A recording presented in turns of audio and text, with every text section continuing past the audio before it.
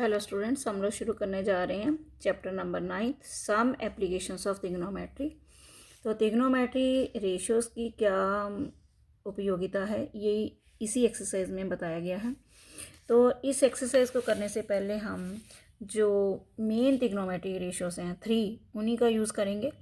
और यूज़ करने के लिए तो हमने 6 की 6 कर सकते हैं, लेकिन इससे इजी रहेगा आपको करने में। तो ट्रिग्नोमेट्री रेशियोज़ जो होती हैं वो sine theta, cos theta, tangent theta, ये 3 हमने ली हैं। और पहले ये बता दें कि ट्रिग्नोमेट्री रेशियोज़ जो होती हैं वो राइट एंगल ट्रायंगल में लगती हैं। राइट एंगल ट्रायंगल वो ट्रायंगल होता है जिसमें एक एंगल 90 डिग्री का हो और एक एंगल 90 डिग्री का, इसके अलावा हमें एक और एंगल दिया हो, जैसे ये थीटा दिया है। तो थीटा एंगल के लिए ये जो BC साइड है वो बेस हो जाएगी, जिसको हमने स्मॉल b से लिखा है। और इस थीटे एंगल के सामने वाली साइड को हम परपेंडिकुलर बोलेंगे, जिसको हमने शॉर्ट में P बोला है। और 90 डिग्री के सामने वाली जो साइड होती है, ध्यान दें ज़रा, 90 डिग्री के सामने वाली साइड जो होती है वो हाइपोटेन्यूज होती है, उसको हमने H से लिखना है। तो ट्रिग्नोमेट्री रेशियोज क्या होती हैं? Sine theta is equal to P/H means perpendicular over hypotenuse, cos theta means base over hypotenuse, और tangent theta is equal to perpendicular over base. अब ये जो एंगल्स के जो वैल्यूज़ हैं, यदि आप ये लर्न कर लें तो आपकी 9.1 जो एक्सरसाइज है पूरी की पूरी कंप्लीट हो जाएगी। आप कर सकते हो अच्छी तरह से। साइन 30 की वैल्यू 1/2 है और कॉस 30 की वैल्यू √3/2 है। तो साइन 60 की वैल्यू उल्टी हो जाएगी, मतलब कि वैसे इधर हो जाएगी, कॉस 60 की वैल्यू हो जाएगी √3/2 और कॉस 60 की वैल्यू 1/2 हो जाएगी। और टेंजेंट 30 1/√3, टेंजेंट 45 1 और टेंजेंट 60 √3। तो सम करने के लिए एक चीज़ और देखें आप। अब देखिए कैसे हम यूज़ करेंगे इन ट्रिग्नोमेट्री रेशियोज़ की। देखिए, आप देखें पहले कि हमें क्या पता है। ठीक है, हमें 60 डिग्री का एंगल पता है, ठीक है, यहाँ पे 90 का है। तो 60 डिग्री के लिए ये हमारा बेस हो गया और ये हमारा परपेंडिकुलर हो गया और ये हो गया हमारा हाइपोटेन्यूज। अब आपको कहता है कि भाई फाइंड AB। ठीक है, जो आपने फाइंड करना है, फाइंड क्या करना है आपने? परपेंडिकुलर। ठीक है, और आपको दिया क्या है? बेस। तो आप अपनी तीनों रेशो में ये देखेंगे, 3 जो ट्रिग्नोमेट्री रेशो लिखी हैं उसमें आप देखिए कि हमारा परपेंडिकुलर और बेस का कौन सा रिलेशन बन रहा है। देखिए यहाँ पे कौन सा रिलेशन बन रहा है? P/B। ये बना ना P/B, तो ये किसके इक्वल है? टेंजेंट की। तो यहाँ पे जो भी हमारा एंगल होगा थीटे की जगह, वहाँ पे हमने 60 लिख देना। यहाँ पे हमारा एंगल 60 है, तो कैसे रेशो लगाएंगे? Perpendicular over base. तो क्या लिखेंगे? टेंजेंट 60। मान लो आपने AC निकालना है, मान लीजिए आपने AC निकालना है, तो कैसे करेंगे? आपको क्या दिया है? बेस दिया है, बेस पता है आपको 8, और आपने AC पता करना है। ठीक है, हाँ, मतलब हाइपोटेन्यूज आपने पता करना है। अब बेस और हाइपोटेन्यूज का आप रिलेशन देखिए क्या है। बेस और हाइपोटेन्यूज का रिलेशन क्या है? Cos theta. तो आप कैसे लिखेंगे? पहले लिखेंगे बेस, ठीक है, फिर हाइपोटेन्यूज। ये क्या बन गया आपका? कॉस 60। तो इस तरह हम सभी एंगल निकाल लेते हैं, मतलब जो साइड्स, एंगल्स नहीं साइड्स निकलती हैं इनसे।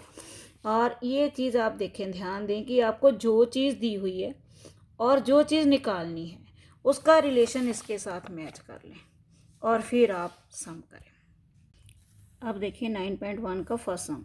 ए circus artist is climbing a 20 metre long rope, मतलब 20 मीटर लंबी रस्से पर, मतलब रस्सी पर एक सर्कस आर्टिस्ट वो है चढ़ रहा है। यहाँ पे हमें फिगर भी दिया है।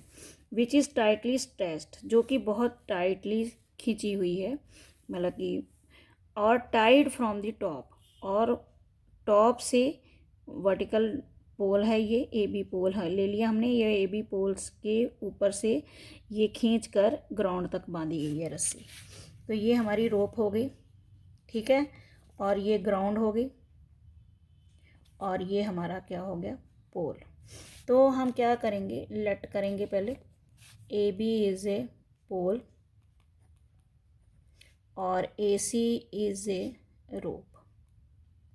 और हमें क्या गिवन है? AC दिया हुआ है, देखिए 20 मीटर, और AB हमने निकालनी है, हाइट ऑफ पोल निकालनी है। ये देखिए, find the height of pole if the angle made by the rope with the ground level, मतलब कि जो रोप है वो ग्राउंड लेवल, ये हमारी ग्राउंड है और ये हमारी रोप है, ये लेवल के साथ, ग्राउंड लेवल के साथ कितने डिग्री का एंगल बनाती है?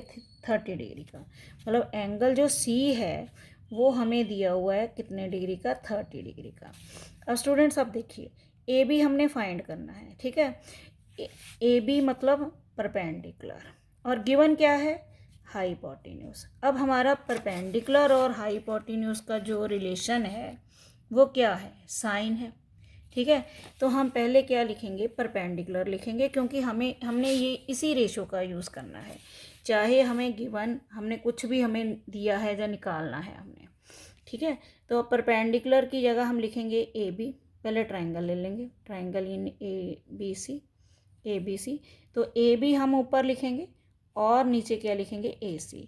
तो आप अपनी सुविधा के लिए ए बी आप लिखें परपेंडिकुलर और ए सी को लिख लें हाइपोटेन्यूज। तो अब आप इसके साथ मैचिंग कर लें, वो आ गया साइन थीटा, थीटा की जगह यहाँ पे हमारा क्या है? 30 डिग्री। अब साइन 30 की वैल्यू कितनी होती है? 1/2, और ए बी की जगह ए बी और ए सी की जगह 20। अब आप इनकी क्रॉस मल्टीप्लाई कर लें, 2ab is equal to 20, A B is equal to 20/2, काट कर कितना आ गया? 10। तो हमारी आ गई हाइट ऑफ पोल, जो आ गई है वो आ गई है हाइट ऑफ पोल, वो हमारी आ गई 10 मीटर, ठीक है।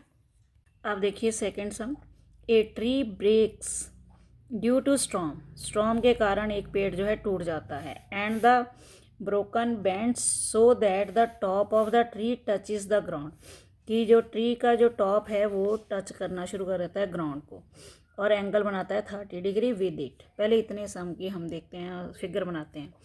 ये हमने ग्राउंड बना ली, ये भी हमने ले लिया ट्री, और जो कि 90 डिग्री का एंगल बना रहा है ग्राउंड के साथ, ठीक है।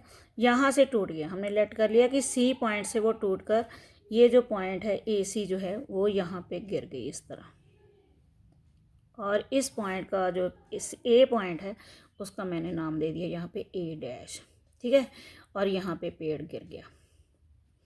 अब हमने बताना है, क्या बताना है कि ये जो गिरा हुआ पेड़ है वो कितनी मीटर की दूरी पर है? Where the top touches the ground is 8 metre. जहाँ पे ये टच कर रहा है, ये जहाँ पे पेड़ था वहाँ से उसकी दूरी है वो 8 मीटर है। हमने क्या पता करना है? Find the height of the tree, मतलब हमने ए बी पता करना है। तो ए बी पता करने के लिए हमें ए सी पता होना चाहिए और सी बी पता होना चाहिए। देखिए ए सी जो है वो किसके इक्वल है? ए डैश सी के। तो इसका मतलब इस ट्राइंगल में ए डैश बी सी में हमने दो चीज़ें निकालनी है, एक तो बी सी निकालेंगे और फिर क्या निकालेंगे? ए डैश सी। बी सी जो है वो परपेंडिकुलर है और ए डैश सी जो है वो इसके लिए कितने डिग्री का एंगल बना रहा है? यहाँ पे देखिए 30 डिग्री का एंगल बना रहा है यहाँ पे, तो ये 30 डिग्री है। तो 30 डिग्री के लिए ये बेस है, ये परपेंडिकुलर है और ये क्या है? हाइपोटेन्यूज। तो पहले हम निकालेंगे बी सी और फिर निकालेंगे ए डैश सी। अब देखते हैं, अब सी बी जो है वो परपेंडिकुलर है और ए डैश बी डैश जो है वो बेस है। परपेंडिकुलर और बेस का जो रिलेशन है वो है टेंजेंट थीटा। तो हम लिखेंगे इसको टेंजेंट 30। तो पहले लिखते हैं सी बी ओवर ए डैश बी, और ये है हमारा परपेंडिकुलर और ये है हमारा बेस, और ये इक्वल आ गया टेंजेंट 30।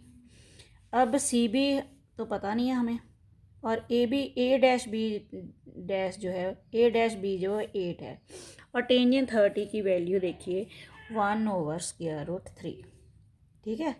अब इनको क्या कर लेंगे? क्रॉस मल्टीप्लाई कर लेंगे, C B √3 C B is equal to 8 और C B is equal to आया 8/√3।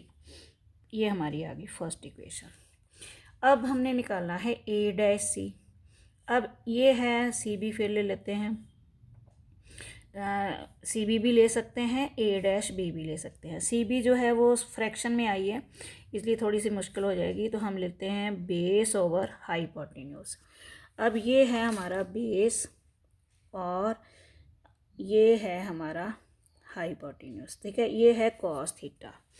तो इसका मतलब ये हमारा बन गया, हमने लिखना है ए बेस ए डैश बी ओवर ए डैश सी, ए डैश बेस ओवर हाइपोटेन्यूज, ये बन गया कॉस 30 डिग्री। और कॉस 30 डिग्री की वैल्यू जो है वो है √3/2। ठीक है, अब वैल्यूज़ लर्न कर लें आप।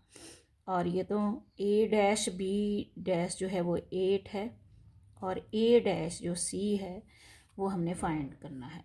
अब हम क्या करेंगे, क्रॉस मल्टीप्लाई फिर कर लेंगे। ठीक है, 16 आ गया, A dash C is equal to 16/√3, ये हमारा आ गया नंबर 2। अब हमने निकालनी है length of height of tree निकालनी है, मतलब ए बी की हमने लेंथ निकालनी है। तो ए बी किसके इक्वल है, ए सी प्लस सी बी। अब देखिए A B is equal to A C plus C B, और ए सी जो है वो किसके इक्वल है, ए डैश सी के प्लस सी बी। और ए डैश सी जो है वो हमने निकाली है 16/√3, और सी बी है हमारी, देखिए 8/√3।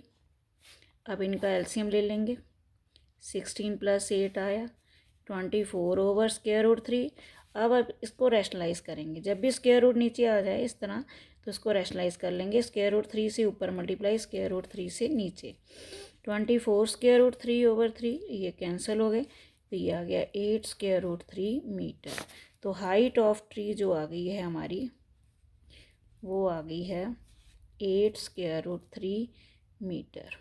ठीक है स्टूडेंट्स, अब थर्ड सम आप लोगों को ट्राई करना चाहिए कि एक 5 साल के बच्चों के लिए स्लाइड बनानी है एक ठेकेदार ने, और एक 5 साल से ऊपर वाले बच्चों से के लिए स्लाइड बनानी है। तो थर्ड सम आप खुद ट्राई करेंगे, करके बताइए कि आपका सम निकला या नहीं। और आज के लिए इतना ही। Thank you for watching.